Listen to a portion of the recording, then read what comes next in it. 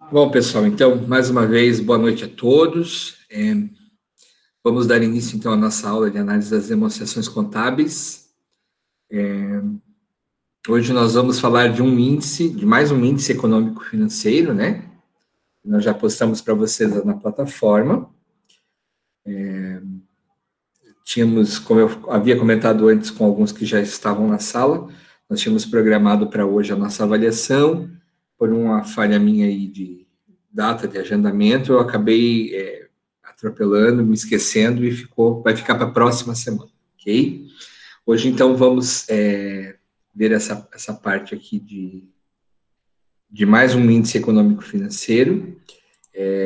Na aula de hoje, estrutura de capital, que é um dos índices bastante importantes também dentro da análise das demonstrações financeiras. E eu aproveito já nesse início para perguntar para vocês como é que estão os blogs. Eu estou entrando em alguns, eu estou vendo que tem algum comentário sobre as empresas que vocês escolheram para fazer as postagens de análise, né? Mas eu não estou vendo postagem de informações, né? Então, assim, nós pedimos, inclusive informamos na semana passada, que era para a gente ter aí pelo menos as análises de índices econômicos financeiros, análise vertical e horizontal, né? Então, eu vi que algumas postaram, mas teve algumas que eu estou entrando e estou vendo que não tem postagem ainda de dados, né? Então, é importante vocês, além de falarem da empresa, como a maioria, ou todos já falaram da empresa que vão comentar, que vão demonstrar os dados, né? É importante vocês também demonstrarem o balanço, o DRE, pelo menos, dessas empresas, né? E bastante curtida, é isso aí, Marina. Vamos caprichar para ter bastante curtida. Importante, então, que vocês postem lá, além das demonstrações financeiras da empresa, vocês também coloquem, pelo menos, até na próxima terça-feira, tá? Que é o momento que eu vou avaliar cada um desses blogs para computar a nossa nota, junto com a nota da prova, né? Da avaliação que vocês vão fazer no AVA. Então, é importante vocês postarem pelo menos as análises horizontais e verticais, tá? Então, com um comentário, inclusive, dessas análises horizontais e verticais. Coloquem lá para não ficar com a nota prejudicada, né, gente? Então, dividam as tarefas entre vocês. Uns fazem análise, os cálculos, outro faz o parecer, o outro faz o DRE, o outro integrante faz o parecer, o outro faz a postagem, né? Então, dividam as tarefas entre vocês para que vocês tenham aí um blog lá, uma informação bem bonita, bem legal, assim, de aluno da Católica, né? Aluno top que vocês são, tá bom? Bom, vamos então falar dos nossos índices. Começando aqui com a introdução sobre o índice. Deixa eu ampliar a tela aqui. Nossa aula de número 4. Então, só para relembrar, quando falamos de método de quocientes ou índices, nós estamos falando desse comparativo entre totais de contas, subcontas, grupo de contas, ou o total do ativo e o total do passivo, né? Que através desses quocientes nós conseguimos tirar algumas conclusões de como está a situação da empresa, né? Conforme o Yu disse, os usos de quocientes têm como finalidade principal permitir ao analista extrair tendências e comparar os quocientes com padrões pré-estabelecidos. Então, nós já passamos essa definição na última aula, só estou relembrando aqui com vocês a importância desse método, né? E é um método que é bastante utilizado, principalmente pelas instituições financeiras, pelos analistas de crédito. Existe aí uma prática muito comum e é uma prática já usada há muitos anos, né? Para que se consiga fazer uma análise das demonstrações contábeis, né? De toda a demonstração econômico-financeira, toda a demonstração financeira que a empresa possui, que é o balanço patrimonial e DRE, basicamente. Existem alguns índices ainda que nós vamos ver na nossa disciplina, que é os índices de análise de fluxo de caixa, e ainda da demonstração de fluxo de caixa, né? E do EVA, que também é um outro demonstrativo contábil, que a gente consegue tirar alguns índices dele e é bem interessante para chegarmos a algumas conclusões. O índice que vamos ver hoje, então, é um índice de estrutura de capital. Como o nome mesmo diz, o título dele, ele remete justamente a essa análise que nós podemos fazer da estrutura dos capitais que compõem o nosso passivo. O passivo das empresas, ele é composto por capitais próprios e capitais de terceiros, né? Então, relembrando, quando eu falo de capital de terceiros, eu estou falando de tudo aquilo que se originou na empresa de recursos de pessoas que não estão interligadas ao capital social ou à sociedade, né? Ou seja, quando eu falo de capital de terceiros, eu estou falando das contas que compõem o passivo circulante e o passivo não circulante, que são as contas de empréstimos, de financiamentos, as contas que remetem à parte social, que é a parte de folha de pagamento, né? Salários, encargos sociais, de forma geral, os impostos, empréstimos de mútuo, quando o mutuário não é participante da empresa. Então, esse capital de terceiros, ele pertence justamente a quem está fora da sociedade, ou seja, terceiros, como o nome mesmo diz, eles não fazem parte do grupo societário. Já quando eu falo do capital próprio, eu estou remetendo as informações justamente do quadro societário, dos acionistas da empresa, né? Aqueles que têm a função de gerenciar, de gerir, de aportar capital, e eles são os responsáveis justamente por abrir a empresa, ou foram os responsáveis pela abertura, e também serão os responsáveis por acaso houver algum processo civil de cobrança, de ação de falência e assim por diante. São as pessoas que são responsáveis aí por manter a estrutura empresarial, né? E, obviamente, esses próprios, né, que fazem parte do capital próprio, são os que colhem justamente os benefícios de toda a atividade econômica que a empresa desenvolve. Okay? Então, esses são os dois grupos principais que nós temos dentro do patrimônio das empresas e dentro do passivo.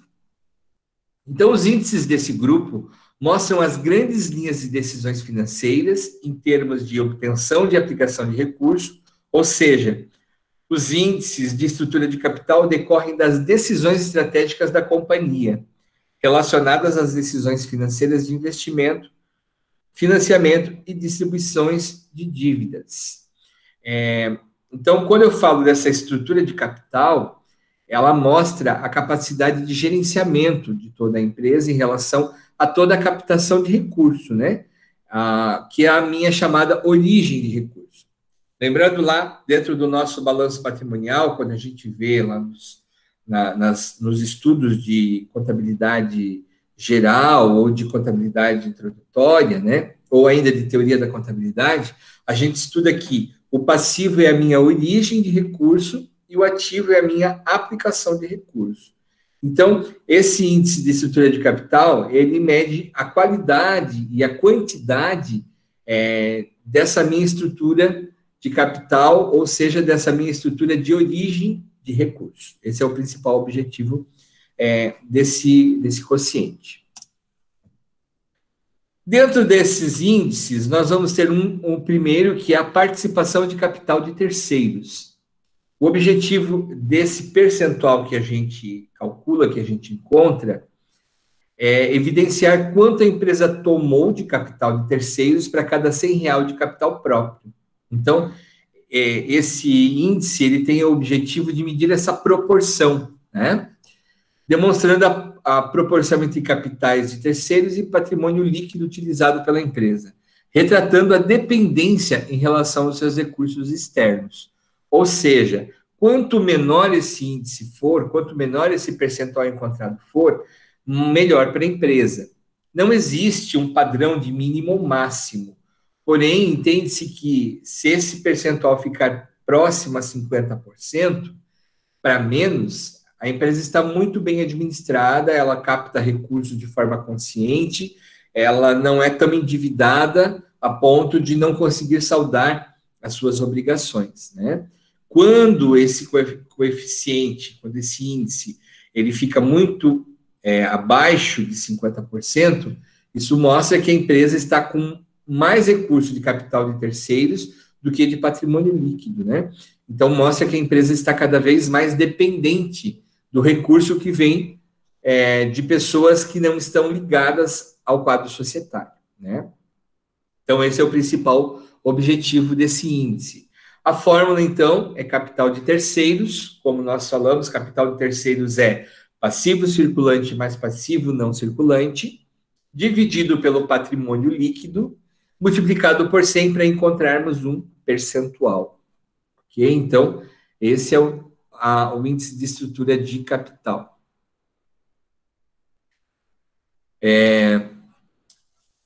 Esse índice, ele pode ter as suas vantagens do ponto de vista da obtenção dos lucros para a empresa, trabalhando com os capitais de terceiros. Porém, é preciso que seja observado se a remuneração paga a esses capitais de terceiros é menor do que os lucros conseguidos na aplicação do negócio. Então, existem algumas vertentes que defendem que quanto mais a empresa está utilizando o capital de terceiros, mais recursos sobra para o patrimônio líquido. Só que não é bem assim que funciona. Eu tenho um ponto de vista um pouquinho diferente desse índice. O meu ponto de vista é que eu devo usar recursos de terceiros, sim, desde que esses recursos não tenham juros muito altos, não tenham taxas financeiras, né, de remuneração muito alta, porque senão não faz sentido a empresa ficar usando esse recurso, tendo lá dados ou informações ou lucros ou resultados que fiquem de repente parados. O interessante é que essa dosagem seja bem balanceada, né, digamos assim. Quando a empresa toma um recurso e investe-os em seu giro comercial e dispõe de um bom capital próprio, o efeito da liquidez será muito menor. Mas caso a empresa imobilize todos os recursos próprios e mais parte de capitais de terceiros, a liquidez tende a ser afetada, consequentemente, aumentando o risco de insolvência. Então, eu não posso nunca analisar o índice de participação de capitais de terceiros de forma isolada. Eu preciso sempre analisar em conjunto com o índice de liquidez. Por quê? Se eu estou muito endividado com terceiros, consequentemente, a minha liquidez é menor, né? Que é aquele índice que nós vimos na aula passada. Para cada R$1 de dívida, eu tenho R$1 ou mais para pagar essa dívida. Então, quando eu tenho um endividamento com terceiros muito alto, geralmente a liquidez da empresa fica prejudicada. E quando eu tenho uma liquidez prejudicada, eu mostro uma fraqueza, né? É sinal de que a empresa não tem condições de saldar as suas obrigações. Então, é preciso dosar muito bem esse recurso captado de terceiros. É muito importante dosar bem também esses recursos na hora de investi-los dentro do ativo, né? Algumas empresas acabam tendo muitas máquinas, muitos equipamentos, muitos veículos, e todo o recurso dela está canalizado ou concentrado no seu ativo permanente. E quando ela tem muito recurso investido no ativo permanente, ela não consegue gerar lucratividade com esses ativos, é sinal de que a empresa ela não está sendo bem administrada. E, consequentemente, ela não vai ter condições de pagar as suas obrigações. Por quê? Imobilizado não paga obrigação, não paga dívida, né? O que paga dívida é capital de giro. Então, a empresa ela precisa ter muito bem pensado essa estrutura física também, para não comprometer esses recursos captados de terceiros, ok? É isso que a explicação nos remete aqui para esse índice. Bom, dentro dessa questão, nós postamos lá um exercício para vocês que nós vamos resolver juntos, né? Da empresa Marisol, que nós já havíamos compartilhado com vocês na última aula, eu compartilhei novamente na aula de hoje, né? Então, da empresa Marisol, nós temos o ano de 2010 e 2011.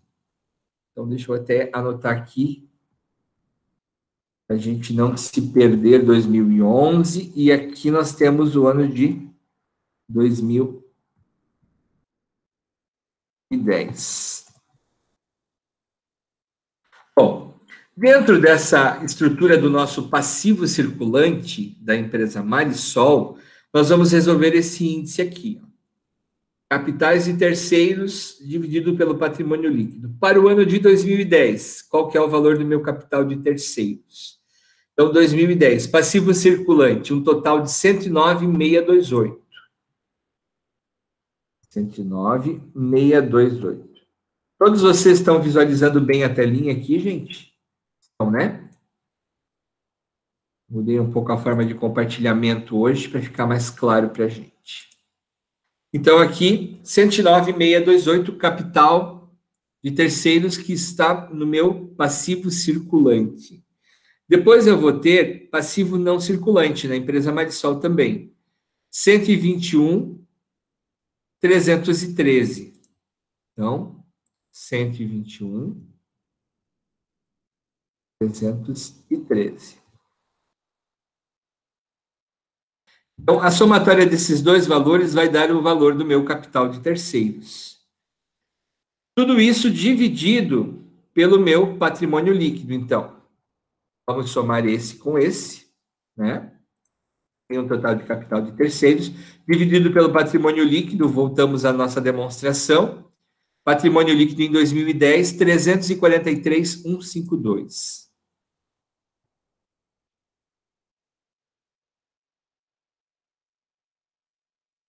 Então, aqui nós vamos ter a resolução para encontrar o nosso percentual, 230,941, dividido por 343,152. Isso multiplicado por 100, nós vamos ter, então, um percentual de 67,30. Isso quer dizer que, de todo o patrimônio líquido, 67,30 está, digamos assim, a proporção do patrimônio líquido, 67%, está comprometida com o capital de terceiros. Ou seja, o capital, o patrimônio da empresa, ou o passivo da empresa, é representado por 67% de capital de terceiros e o restante de capital próprio, né? Então, essa é a análise que eu faço. Então, aqui, ó, para cada... Muito grande. Vou pegar aqui. É a interpretação, né? Para cada R$ 100 de capital próprio, a empresa deve R$ 67,30. A empresa deve, não, a empresa está comprometida, né?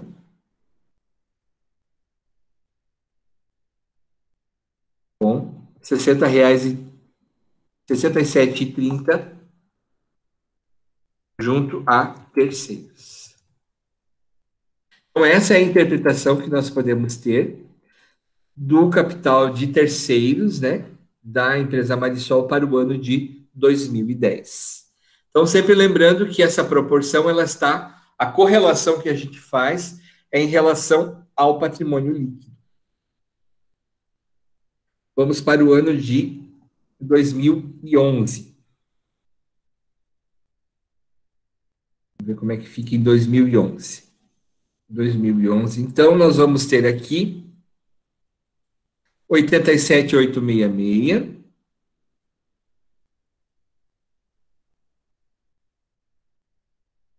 somado ao passivo não circulante, 97,918.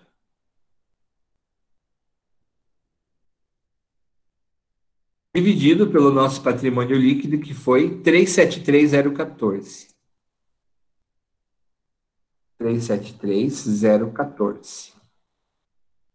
Chegamos, então, a 49,81. E vejam como esse índice melhorou bastante de um ano para o outro, né? Ou seja, para cada R$ 100 de capital próprio,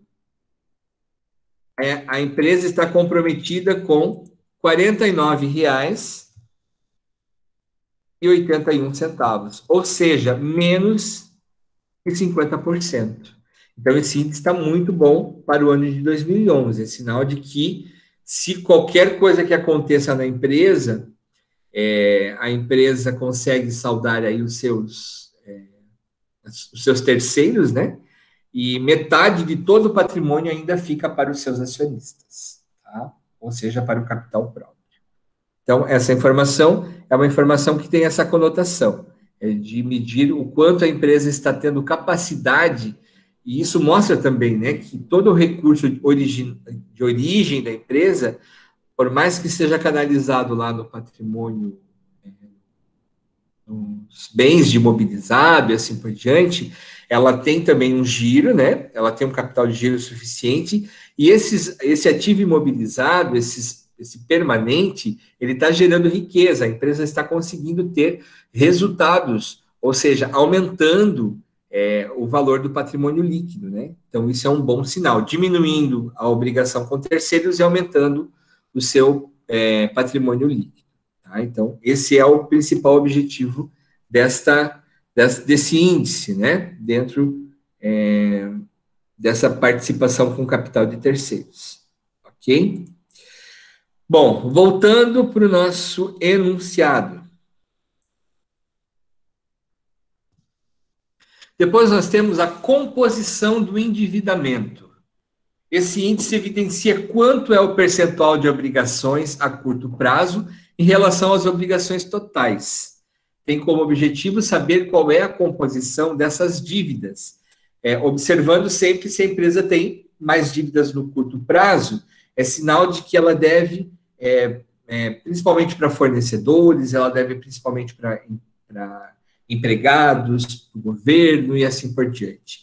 Quando a empresa tem dívidas de longo prazo, né, é sinal de que ela obteve financiamentos, obteve empréstimos, mas esses são concessões realizadas por terceiros para a empresa para que ela tenha condições de investir no seu parque fabril. Então, esse índice, ele tem essa função de medir essa composição e identificar o quanto a empresa está conseguindo obter recurso de terceiros com prazo de pagamento mais longo, né? O objetivo é saber qual é a composição dessa dívida, pois uma coisa é ter dívidas em curto prazo, as quais terão que ser pagas com recursos que a empresa possui atualmente. Outra coisa é ter dívidas em longo prazo. Neste caso, as empresas dispõem de tempo para gerar recursos para efetuar os pagamentos dessa dívida, ou seja, a empresa, com tranquilidade, vai poder gerar riqueza, vai poder gerar capital para poder pagar essa dívida de longo prazo. Então, esse é o objetivo. Quanto menor for essa proporção de dívida, de obrigação de curto prazo, melhor para a empresa. A fórmula utilizada é passivo circulante dividido por capital de terceiros, né, vezes 100. Então, passivo circulante dividido pelo total de obrigações com terceiros. Aqui vamos, então, colocar na nossa fórmula para a empresa Marisol, exemplificando aqui esses itens. Deixa eu só copiar essa formatação aqui, para a gente ter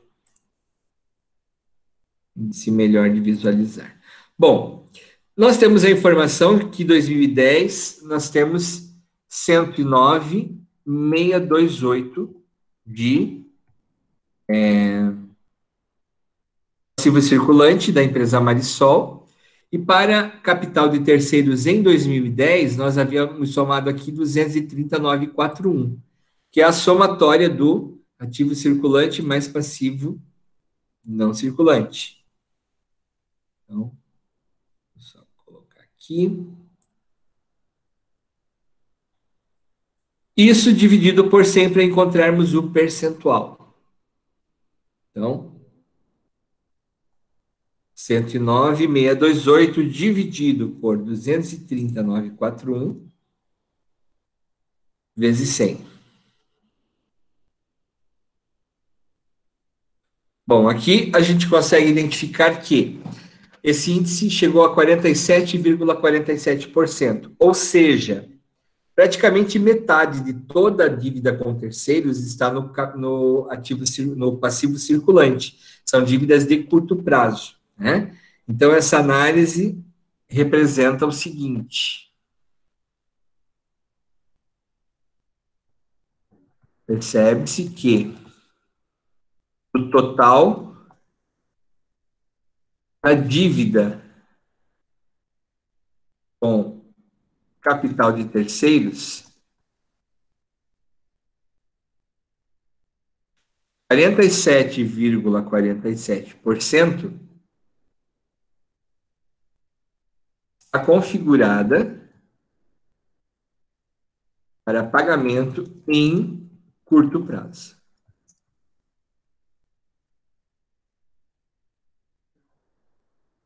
Okay? Então, esse é o entendimento desse índice, né?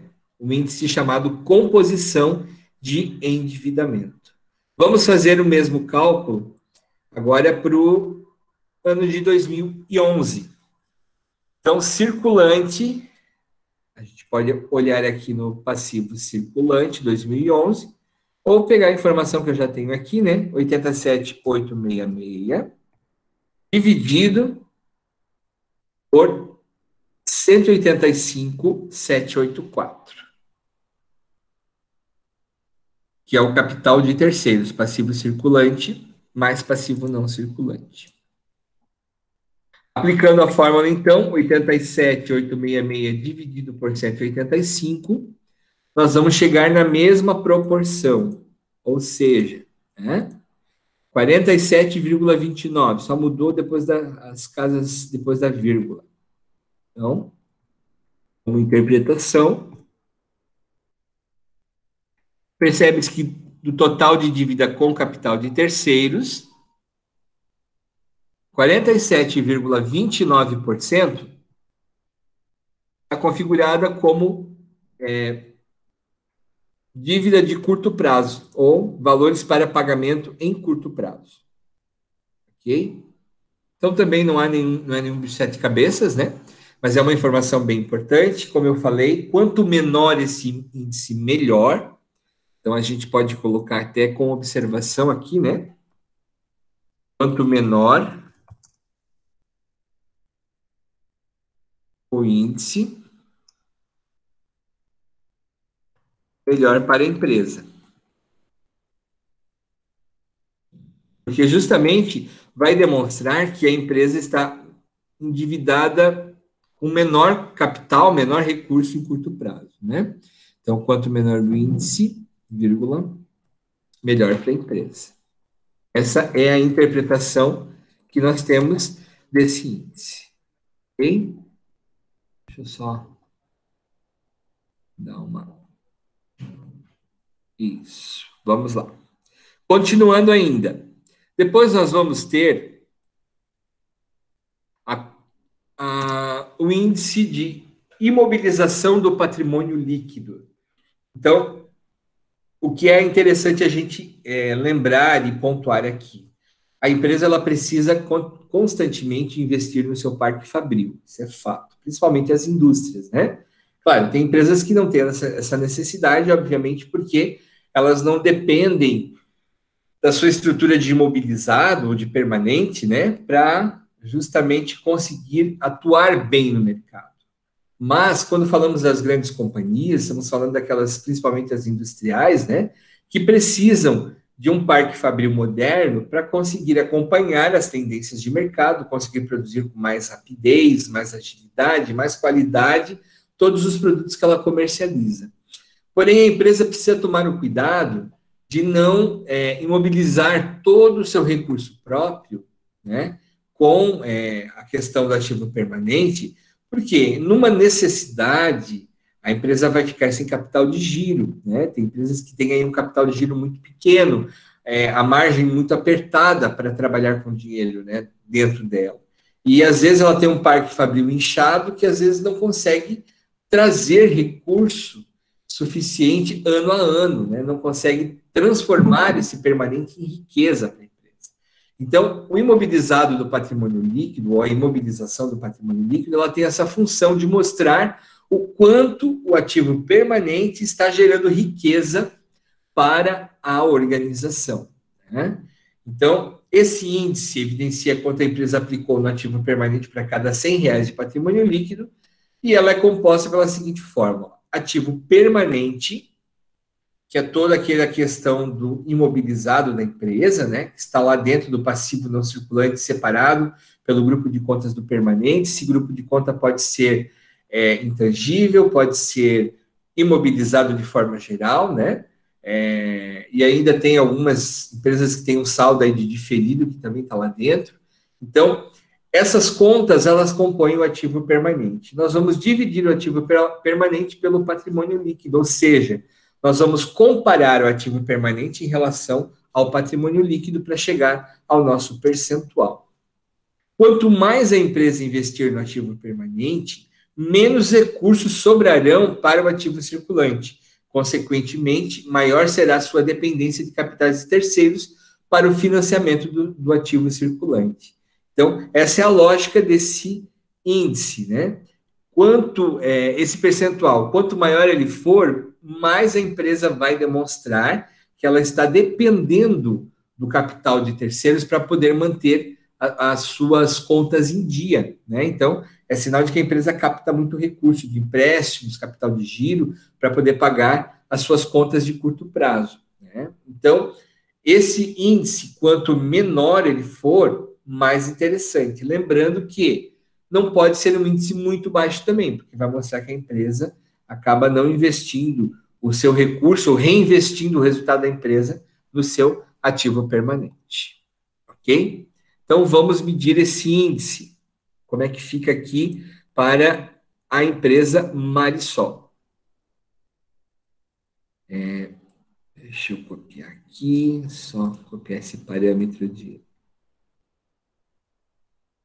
Bom, ativo permanente, então, vamos lá para o nosso balanço patrimonial da Marisol. E aqui nós vamos ter, se vocês observarem, ó, impostos diferidos, tudo isso fazem parte do ativo não circulante. Depois nós vamos ter investimentos, imobilizado e intangível. Esse é o que a gente pode chamar de permanente, né? Apesar de que os investimentos podem não ser aqui um recurso de investimento em máquinas e equipamentos, né? Porque quando eu classifico investimentos dentro do ativo não circulante, eu estou mencionando aqui pode ser uma participação societária em outro grupo de empresas, né? Ou em outro CNPJ, mas aqui o valor é tão insignificante também que eu vou usar todo esse grupo de contas, né? E vou usar 273.974 aqui dentro. Então, 273.974. 273.974. Isso. Ok. E daí eu vou pegar também o patrimônio líquido. Então, o patrimônio líquido, 230.941. Fazendo aqui a divisão do 273 por 230, nós vamos chegar a um índice de 118,63. Isso mostra o quê? Que a empresa ela possui um valor superior ao seu patrimônio líquido investido no ativo permanente. Então, é sinal de que tudo que a empresa tem de riqueza com recursos próprios, seja capital social, seja reserva de lucro, reserva de reavaliação, seja lucros acumulados, né? Todo esse montante, ele foi aplicado já no ativo permanente, a proporção dele já está aplicada no ativo permanente, e além disso, buscou-se de capital de terceiros 18,63% a mais, né? Ou seja, usou-se, além do recurso total do patrimônio líquido para o imobilizado, buscou-se também recursos de terceiros para poder aplicar dentro desse meu ativo permanente. Então, isso mostra uma certa fragilidade da empresa, né? Então, por exemplo, um exemplo bem grosseiro aqui agora. Se por acaso a empresa Marisol fechasse no ano de 2010, ela teria que, de todo o recurso que ela tem no circulante, ela não conseguiria saldar todas as suas obrigações, né? Ela teria ainda que vender parte do imobilizado, ou seja, vender 18,63% de todo o seu permanente para poder saldar a dívida com terceiros, para não ficar devendo nada para ninguém, né? Então, isso aqui é um índice que mostra uma certa fragilidade da empresa, né? Como eu falei já algumas vezes, nós não podemos analisar os índices de forma isolada. Nós precisamos sempre analisá-lo de uma maneira mais completa, né? Observando os outros índices. Porém, aqui a gente observa que, nesse quesito, a empresa Marisol ela tem uma certa fragilidade. Então, é o que nós vamos escrever aqui, né? Percebe-se, então, aqui esse índice é quanto menor, melhor.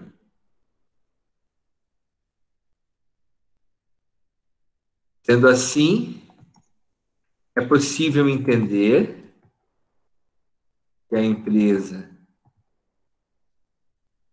Marisol, no ano de 2010, possuía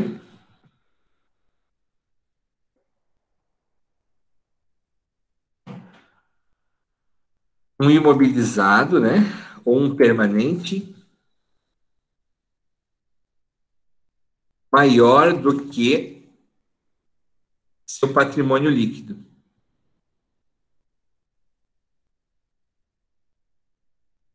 demonstrando que a empresa investiu parte do capital de terceiros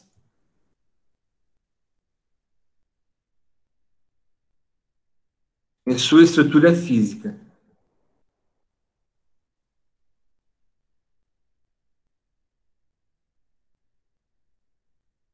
Ou seja, para cada R$ 100, eu posso colocar dessa forma, para cada R$ 100 de patrimônio líquido,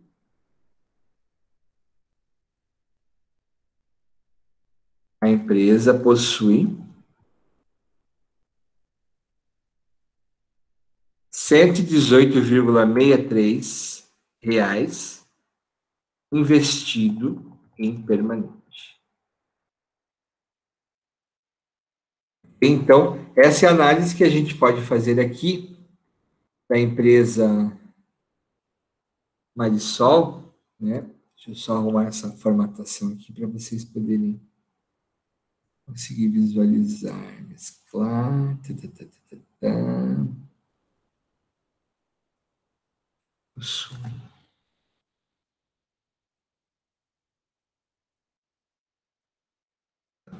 Tudo aqui.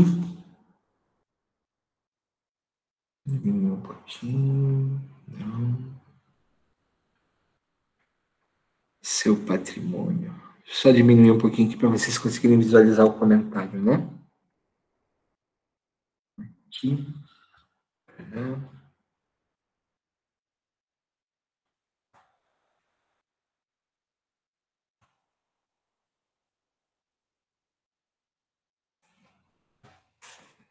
Um pouquinho extenso o meu parecer aqui, mas depois eu vou passar para vocês aqui esse parecer também, para vocês terem um modelinho, né? É para poder se basear depois de fazer as análises lá das empresas que vocês escolheram, né? Tarará, permanente maior. Deixa eu só apagar aqui. Aí. Aí.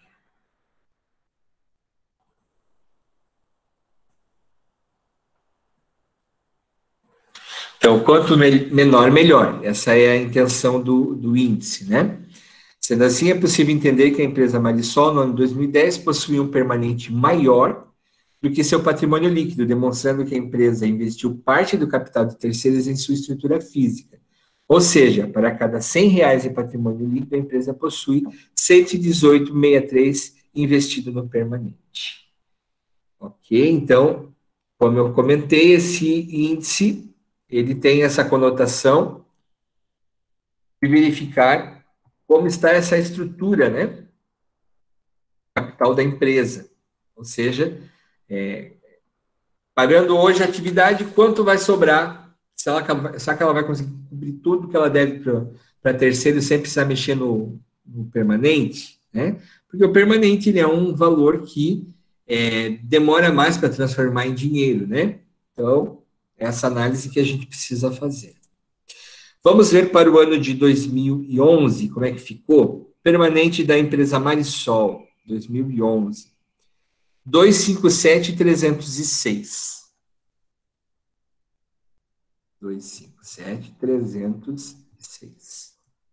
Dividido por 200 desculpa, dividido pelo patrimônio líquido. Deixa eu ver se eu copiei certo aqui.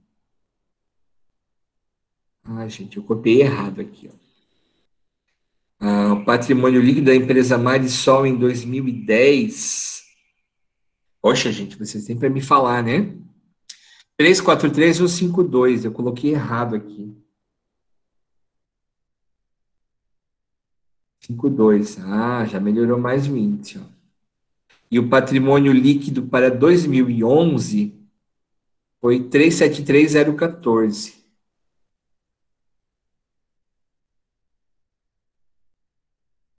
Melhorou mais ainda, né? Ó, então, a análise aqui, a interpretação já mudou. Sendo assim, é possível entender que a empresa Marisol possui um permanente menor, não é maior, é menor, do que o seu patrimônio líquido, demonstrando que a empresa não investiu o seu capital, não investiu todo, demonstrando que a empresa não tem investido todo o seu capital próprio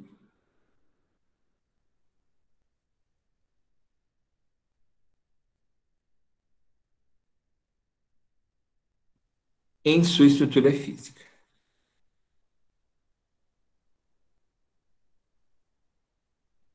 Ou seja, para cada R$ 100 de patrimônio líquido, a empresa possui R$ 79, já muda a interpretação, né, gente? R$ 79,84 investido em permanente. Ok? Todo seu.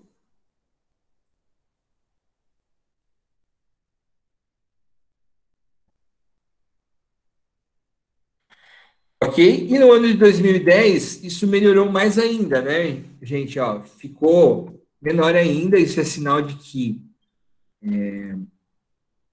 aumentou o patrimônio líquido, diminuiu aqui o ativo permanente, sinal de que a empresa não fez tanto investimento no ativo permanente, diminuiu provavelmente porque a empresa teve depreciação e assim por diante, né? Mas ela só manteve aí a sua condição de empresa em relação ao valor investido no ativo permanente, né? Então, a interpretação se mantém, a única coisa que muda aqui, possui, então, R$ 68,98 investido em seu permanente. Ok? Bom, então essa é a interpretação do índice estrutura de capital. Pessoal, ficou claro para vocês esses índices? Eles não são nada tão complexos, né? São índices, digamos assim, teoricamente envolvendo mais essa questão do recurso que a empresa tem de origem de recurso dentro da estrutura patrimonial, né? E de forma geral ele tem essa função. Exatamente, Guilherme, são 3 índices no total. Esses 3 são os 3 principais índices de estrutura, né? De capital. Algumas bibliografias trazem alguns outros comparativos, mas eles acabam sendo mais do mesmo, tá? Então, não há necessidade de ter mais do que esses 3, eles já mostram o que a gente precisa, né? em relação à tendência e à estrutura do capital da empresa. Tá? Bom, eu postei lá no AVA uma atividade para vocês agora, para vocês calcularem da empresa Marisol, desculpa, da empresa Tupi, né? Então, o que eu vou pedir para vocês? Que vocês façam a postagem. Eu deixei até amanhã, porque tem algumas pessoas, eu entendo, como eu comentei na aula de ontem, né? Tem algumas pessoas que têm me relatado aí por WhatsApp, que às vezes não tem um computador disponível, a internet está ruim, às vezes o computador não tem computador, está assistindo aula pelo celular e não consegue resolver a atividade no mesmo dia, né? Então, eu deixei até amanhã a atividade para validar a frequência de vocês, tá? Então, vocês vão precisar resolver esses 3 índices, que são os índices de estrutura de capital, da empresa Tupi para o ano de 2017 e 2018, tá? Então, eu gostaria que vocês resolvessem e colocassem o parecer de vocês e postassem lá no AVA para validar a frequência de vocês. Outro detalhe, depois que resolverem, já combinem entre vocês montarem as suas equipes, seus grupos, né?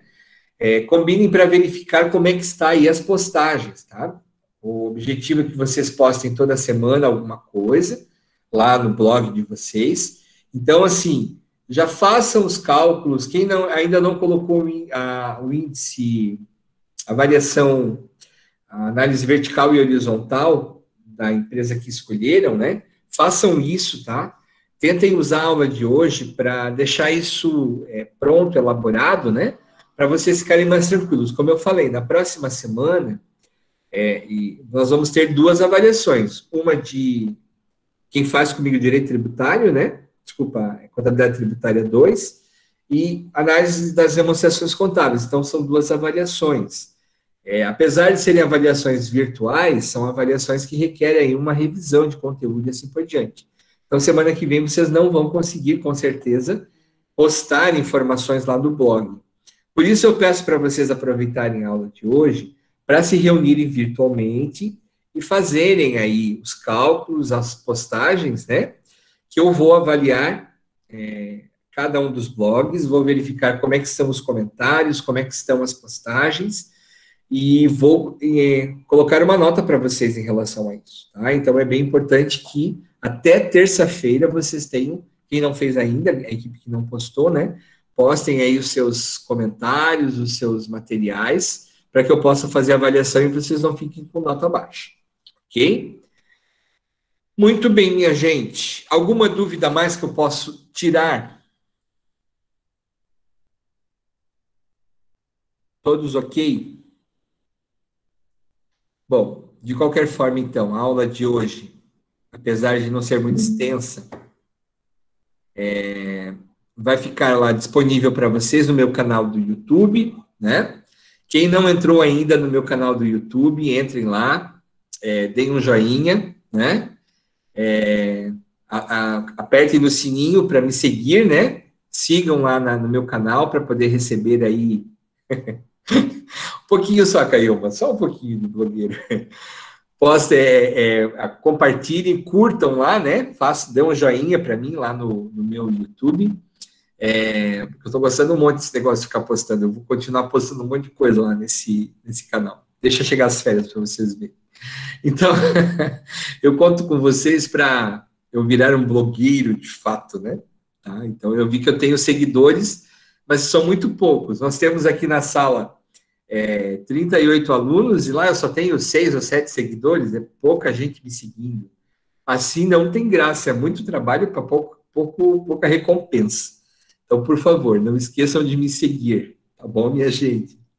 Eu vou deixar vocês trabalhando, então. Como eu falei, a aula de hoje ia ser um pouco mais curta, né? Então, vocês vão ter um tempinho aí para poder resolver as atividades e se reúnam, por favor. Aproveite o tempo da aula de hoje para fazer isso, para não ficar aí prejudicado na nota. Tá bom, minha gente? Muito obrigado, então, pela atenção. Desejo uma boa noite, um bom descanso para vocês. E qualquer coisa, estou por aqui, é só me chamar. Tá bom, minha gente? Um beijão, fiquem com Deus.